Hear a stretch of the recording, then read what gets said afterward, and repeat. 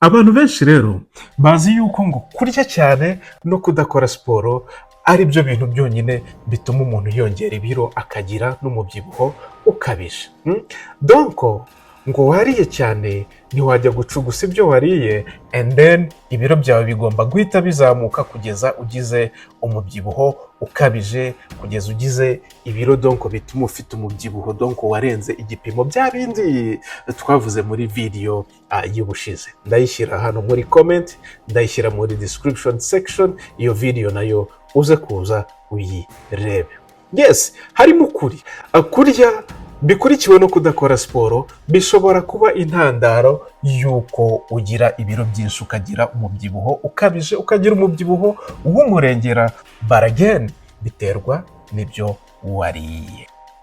Then uretse kurya no kudakora siporo, genetics cyangwa se imiterere yawe, donc uburyo famiye uvukamo, amaraso yawe, umuryango wawe, uko wavutse, aho wavukiye, ababyeyi bawe bashobora kuguha uturemangingo, donc ugasanga umuntu avuka muri famiye abantu baho bose bafite ibiro byinshi, cyangwa se kera twajyaga dutera story gutyo ugasanga abantu bo kwa runaka n'ibibomuke barimo.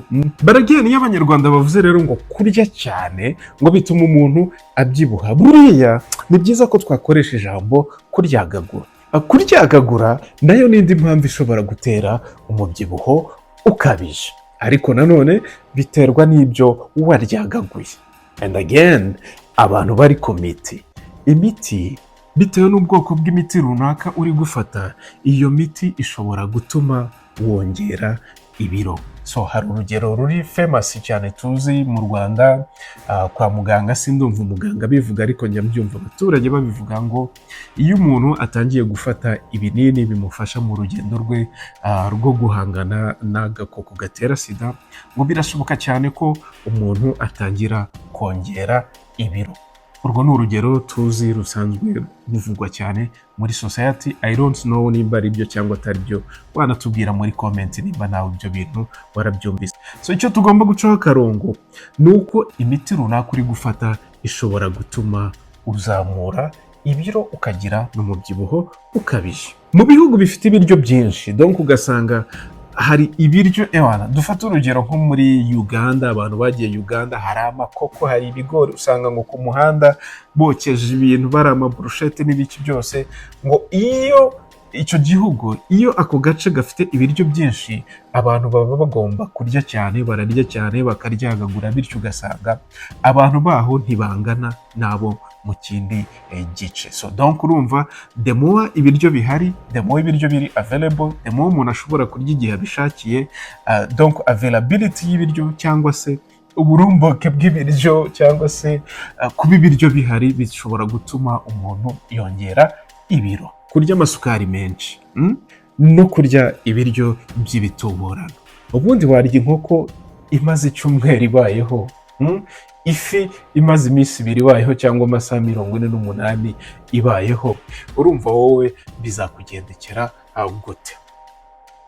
Niba uri umuhanga rero ushobora kumva ko ibintu twatinzeho cyane ari ibintu bijyanye no kurya. Ubushize tuganira tuvuga ku bintu bijyanye no kugabanya ibiro, twibanze cyane kuri siporo, ariko ndagira ngo nkubwire ko siporo yonyine ubwayo ntabwo ihagije. So muri iyi video rero, ikaze ku nkuru z'ibihe by the way. So niba utarakora subscribe ku nkuru z'ibihe, ndagushishikariza cyane kureba aho hasi ahantu handitse, donc hari akantu k'umutuku handitseho subscribe, ukandeho kandi no kukazogera kugira ngo video zacu gihora uzibonera ku gihe. Ntabwo dukora ku bintu by'umubyibuho gusa, dukora like dufata ubuzima nko mu ruziga rufite degree 360, kuko tureba ku buzima, tukareba ku iterambere, tukareba ku mateka, tukareba kuri politike, tukakubwira ibigezweho, tukakubwira entertainment. Donc dufata ubuzima as a whole, ntabwo twe dufata agace kamwe ngo tukavugeho bla bla bla. Oya,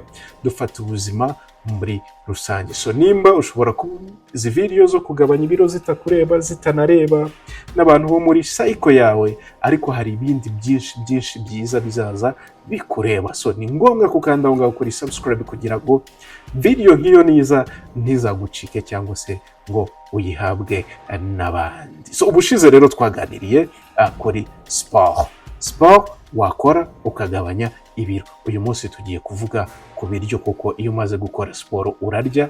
Iyo uriye nabi ibiro biriyongera, iyo uriye neza ibiro biragabanuka. So reka mbanze nguhe ingero ebyiri nzi neza cyane. So hari abantu bagize amahirwe yo kuba mu cyaro no mu mujyi icyarimwe, ariko hari n'ababa mu mujyi, hari n'ababaye mu cyaro. So duhere mu cyaro rero. Mu cyaro ujya kubona ukabona umubyeyi yifitiye inkoko ziwe 5. Inkoko zigatera amagi buri munsi. Sibyo, ubwo buri munsi ni amagi angahe? 5. Mu cyumweru ni amagi 25. Ku munsi w'isoko agafata ya magi 25 akayajyana ku isoko akagurisha. And then akaba afite n'igiti cy'ibinyomoro. Ya binyomoro nabyo akaba yabisaruye akajyana hehe? Ku isoko. Bamara kumuha amafaranga akagenda akagura ibigati. Hari ibigati by'ibizeru kigura nka 50 cyangwa 100. Hari n'ibirindazi by'ibidenje kurya igikanda ukumva kirafobagana gifite nk'ikiro cy'amavuta. Akagura agashyira abana be b'incuke mu rugo, akavuga ati nimwakire bana banjye ndabakunda. Aho ni mu cyaro. Donc igihe kikazagera ugasanga abo bana barwaye bwaki. Babwira umubyeyi ati abana bawe barabura imbuto n'imboga n'amaproteine, ugasanga atangiye kubigira birebire cyane yibaza aho azabikura, kandi afata bya bindi abana bakeneye akabijyana ku isoko and then akabagurira ibyo badakeneye. Mu mujyi rero hari abantu bavuye mu cyaro biyizira mu mujyi, anahetse akabage ke tumwe twa kera twabaga twanditseho Arsenal tw'udufuka, harimo nk'agakabutura n'akajezi gutyo, akizira mu mujyi.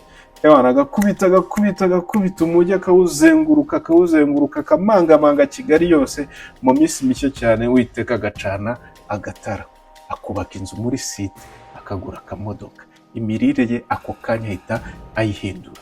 Ibijumba, imyumbati, amateke, ibishyimbo, ibintu nk'ibyo byose yaryaga iwabo mu cyaro ahita abikura kuri liste. Ku meza ye hajyaho inyama zihoraho. Buri uko asohotse arya ibiryo byokeje, arya ibiryo by'ibrusheti biki byose, akarya amapiza. Buri pose ni pizza, mu gitondo ni umureti. Donc ugasanga arya heavy meals, ni amavuta menshi, ni amasukari menshi. Ibyo byose akabirya kandi akabitangaho amafaranga, akibwira ko ubwo ari bwo bukire. So icyo nshaka kukubwira rero muri izi stories ebyiri, imirire yawe izagufasha gushyira ibiro byawe ku murongo cyangwa se kongera ibiro byawe. So before tujya ku biryo, tutitaye kuri mu rugendo rwo kugabanya ibiro cyangwa se utarurimo, ugomba kunywa nibura litiro 2 z'amazi ku munsi nimbura umuntu mukuru. So ushobora kuyarenzaho, that's okay. But again, iyo wibajije ngo litiro 2 z'amazi ziba zingana gute, fata igicupa cya Nili ugikubite mu nda and then ukubiteho n'agacupa k'inyange gatoya, cyangwa se amacupa 2 y'inyange manini ukayanywera icyarimwe. Urumva byakunda? Ntibishoboka, sibyo? Ariko again, byuka mu gitondo. Ukimara kubyuka kubita ikirahure cy'amazi, jya muri siporo. Ukiva muri siporo kubita ikirahure cyangwa ibirahure 2 by'amazi. Nushaka kubita kimwe. Nuva gukaraba umaze kwambara kubita ikirahure cy'amazi. Nugera ku kazi nimba harimo akagendo, tuvuge ko iminota 15, 20, 30, kubita ikirahure cy'amazi. Nurangiza uvome litiro y'amazi uyitereke hafi yawe aho uri gukorera, ku buryo uzajya ukora ugasoma duke, uzajya ukora ugasoma duke, ku buryo ujya gusoza akazi ayo mazi wayarangije. Bisa hari uko ntakugize. Dusimbukire rero ku mirire noneho y'ibiryo bisanzwe. Ubundi umuntu uri mu rugendo rwo kugabanya ibiro agomba kurya gute? Ndabyibuka kera tukiga mu mashuri, hari ibintu twize na n'ubu ngubu ndakibaza ikintu byamariye cyaranyobeye. Urugero, umugongo w'igihore, imijyi, Moscow, ibihugu, Senegal, Uganda, whatever, ndacyari mu Rwanda. Ibyo bintu byiga byamariye iki? Intambara za Napoleon zamfashije iki ko ntari ku rugamba, ko ntabaye umusirikare? Ko n'uwabaye umusirikare atari kurwana nka Napoleon? What happened? Ariko hari ibindi nize, ibintu by'imirire. Ntabwo nshaka gutinda kuri bya bindi twiga batubwira ngo ubundi igiti kiramera, cyamara kumera inka ikakirya, inka yamara kukirya umuntu akayirya, umuntu yamara kurya ya nka maybe akagenda mu ishyamba cyangwa akajya hehe intare ikamurya. intare yamara kumurya ya ntare ikazagira gutya igapfa, yamara gupfa udukoko tukayitondagira tukayirya, ukazasanga ahantu hasigaye igikanka, cya gikanka kikazashonga bigafata igihe kirekire, ariko cya gikanka nacyo kikazashira kuko bagiteri zarakimaze. Bagiteri ni udusimba tutaboneshwa n'amaso, and then bagiteri zamara kukimara buriya ngo zigenda zigicengeza mu butaka, cya kimera cyasigaye kigakurura ibyo za bagiteri zatanze nka nutrients cyangwa se nk'ibiryo by'ikimera, kuko ikimera nacyo kirarya, and then ikimera kikongera kigakura, hanyuma mu mikurire yacyo umuntu agahumeka umwuka mubi, ikimera kigakurura wa mwuka kikawuhinduramo nawo ibiryo byacyo, and then kikarushaho kuba icyatsi, then inka yindi yavutse ikongera ikarya cya kimera, uruziga rw'ubuzima rugakomeza gutyo gutyo gutyo. So ibyo birakomplise cyane. Ndashaka ko twita ku kintu cyitwa food pyramid, ariko tuyishyire cyane cyane ku muntu uri kugabanya ibiro. Fata food pyramid nka esikariye, hasi ku ndiba uhabanzeho ibinyabijumba, ibinyamisogwe, ibintu nk'ibyo ngibyo n'ibinyamafufu byose. So hejuru yabyo rero wita cyane ku mboga no ku mbuto. Hejuru urebe ku bikomoka ku mata no ku matungo, ubwo twavuga amafi, amagi, ibintu nk'ibyo ngibyo, donc inyama z'umweru zose n'amaproteine akomoka ku matungo. Hanyuma ku gasongero hejuru ushyireho iki, agasukari gake n'ibinyamavuta. So ubundi icyo nicyo bita food pyramid. So iyo bigeze rero ku muntu uri kugabanya ibiro, so hari ukuntu tugira gutya tukabiswitchinga. Iyo ugiye kugabanya ibiro wibanda cyane cyane ku mboga n'imbuto, ni ukuvuga ngo za dodo, amashu, tuzita ngo ikiwe epinari, donc imboga nyinshi cyane. Donc ugomba kurya ibirinda indwara byinshi cyane, nibyo bigomba kuganza indiba y'isahane yawe. Noneho ugakurikizaho ibitera imbaraga. Iyo tuvuze ibitera imbaraga ushobora kuvuga ibirayi. Rero ushobora kwicara ukavuga ngo uri kurya ifiriti, ngo ni ibitera imbaraga. Oya, turi kuvuga ibirayi bitogosheje, ibijumba bitogosheje, imyumbati, ariko imyumbati nanone ukitonda kuko imyumbati hari ukuntu bavuga ko ibamo akaside ishobora kugira, donc uritonda. Ariko ibijumba nta kibazo, ibirayi bitogosheje nta kibazo, amateke, ibintu nk'ibyo ngibyo, donc ibitera imbaraga byinshi, impungure, akawunga. So cyane rero iyo bije ku bintu by'ubugari, ubugari bw'imyumbati ntabwo buri preferable, ntabwo bubarwa donc nk'ibiryo bitagira intungamubiri. So niyo mpamvu bakorekomenda ngo either urarya akawunga or urye umutsima w'amasaka, umutsima w'ingano, umutsima w'uburo, ibintu nk'ibyo ukuyemo umutsima w'imyumbati, donc ubugari. Hanyuma rero nyuma y'ibitera imbaraga ugakurikizaho ibyubaka umubiri, ubwo ni ibishyimbo, amashaza, inyama z'umweru, amagi, amata, iki kindi, amafi, donc ibintu nk'ibyo ngibyo byubaka umubiri. Mu cyongereza babyita protein. Hanyuma rero hagakurikizaho amavuta, ariko again ukibanda ku mavuta. Tuvuge nk'abantu barya amavuta y'igihwagari, umuntu wariye amavuta y'igihwagari n'umuntu wariye amavuta y'akabenzi ni abantu babiri batandukanye. So ibinyamavuta, donc amavuta make cyane ashoboka, and then nyuma twa dukuki, twa tubiswi, twa turindazi, ya sukari nyinshi ushyira mu cyayi, ukibanda kunywa agasukari no kurya ibintu by'isukari bike cyane.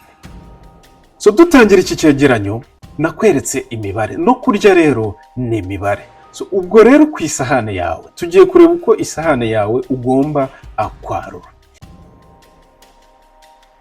Ndagushimiye cyane kuba wabashije kubana n'inkuru z'ibihe, ndagushimiye cyane kuba wabashije kubana nanjye mu kiganiro nk'iki ngiki. So kugira ngo uzabonere ku gihe video yindi tuzakora, ibiganiro byiza byinshi turi gukora, kandi aho ngaho kuri subscribe. Hanyuma ikindi nakomeje kukubwira ko tuzakora ibiganiro ku mateka, ko dukora ibyegeranyo, ko tugira, kandi aho ngaho munsi nagushyiriyeho video, ukande kuri iyo video urebe bimwe mu madocumentary tujya dukora hano ku nkuru z'ibihe. Ndabizi nayo uraza kuyakunda. And then nk'uko bisanzwe nk'uko usanzwe usharinga ibindi bintu, amafoto yawe, ubutumwa bw'Imana, ivanjiri, my friend, ushobora kuba udakeneye kugabanya ibiro, cyangwa muri cercle yawe nta bantu barimo bakeneye kugabanya ibiro, just ukaba waje kureba ino video kubera ko wumvise ko tuganira neza, kubera ko wumvise ko tuvuga ibintu bizima, and then ibuka ko mu bagukurikira, mu bantu bareba izo stati zawe, hashobora kuba harimo umuntu umwe iyi video yafasha. So niyo mpamvu kanda aho ngaho kuri share, uposting ino link kuri WhatsApp status yawe, kuri Facebook yawe, wabona ufashije umuntu nk'uko natwe twifuza kugufasha, nubwo tutarahura, nubwo tutarabonana. We think ko mu bantu 5-6 bareba ino video hataburamo nibura umuntu umwe ushobora gufashwa n'ino video, cyangwa ufite inshuti yafashwa n'iyi video. So gipostinge, sharinge na bagenzi bawe mu magroupe, uraba ubafashije cyane ko tutavuga amahomvu bimwe byateye ibishegu n'ibiki byose twumva kuri social media, ntago tubitindaho ibyo ngibyo cyane, tuvuga ibintu byubaka societe. Nimba ibyo utabishoboye cyangwa se wanabishobora, kandi aho ngaho kuri like, kuko iyo ukanze kuri like, YouTube ifata ino video igakomeza igenda yigeza ku bantu benshi, bityo buri uko igera ku bantu benshi ishobora kugera ku bantu bayikeneye cyane kukurusha. Niyo mpamvu like yawe ari ingenzi, ntiwibagirwe gukanda aho ngaho kuri like. So ikibazo cyose waba ufite, inyunganizi, igitekerezo ushaka kuduha, bishyiraho hasi muri comment. Wigenda utavuze kandi ufite igitekerezo, wigenda utavuze kandi ufite ikibazo. Nimba ushaka ko dukorana ikiganiro, watubaza aho hasi muri comment, twagusubiza nta kibazo. Hanyuma rero ibiganiro byacu nakagaruka naho ubutaha.